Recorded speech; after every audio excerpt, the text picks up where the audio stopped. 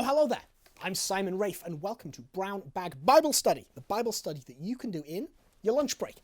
Now, this is an introduction to Scripture. It'll give you some information you might not have known, and it will encourage you to read the Bible. But most importantly, it's presented in bite-sized pieces, perfect to fit in with our busy lifestyles. Now, every week I'll concentrate on a small part of Scripture, either one of the 73 books of the Bible or a group of related books, and I'll give you some information and interesting facts that'll help you understand it. There'll also be links to further reading, articles, books, podcasts, what have you. They will help you learn to love sacred Scripture even more.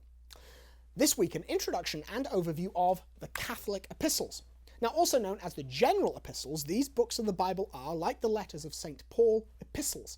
However, they are not written to specific persons or geographical churches as the letters of Paul are. Rather, they're more written to the Christian people in general.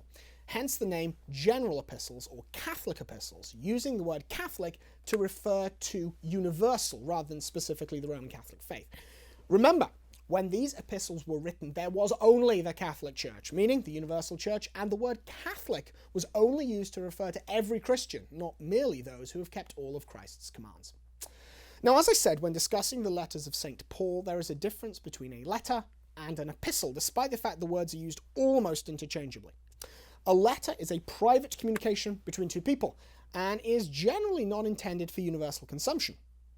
An epistle, when used to refer to ancient writings such as the Bible, is a document written in the form of a letter, but which is intended to have a more general audience. Now, while there is debate over whether the letters of Paul should be called epistles or letters or a combination of both, it's certainly the case the Catholic epistles are much closer to what we might call true epistles. This provides us with the foundation for reading and studying them, because the letters are more general, written to the church as a whole rather than specific communities or persons at specific times and addressing specific concerns. Because of this, their content can be more broadly applied. In the letters of Paul, there are contradictions, because Paul is writing to different communities who have different needs and issues about different problems. Hence, he provides different solutions.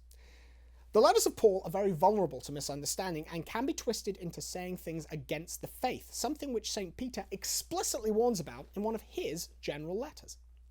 Now, virtually all Catholics have experienced a Protestant or confused or rebellious Catholic taking verses from the Bible out of context and using them to prove some false position. Now, obviously, it's important to remember that Scripture cannot be interpreted outside of the teaching of the Church who created it. However, the Catholic epistles, while not immune to this sort of twisting and misrepresentation, are easier to apply to the faith as a general rule. So, armed with this knowledge and understanding, get ready to dive into the Catholic epistles. Take a look at the additional reading. It'll help you understand them more. Next week, we will be beginning with the first of the Catholic epistles, the letter of St. James. Until then, I'm Simon Rafe, and God bless.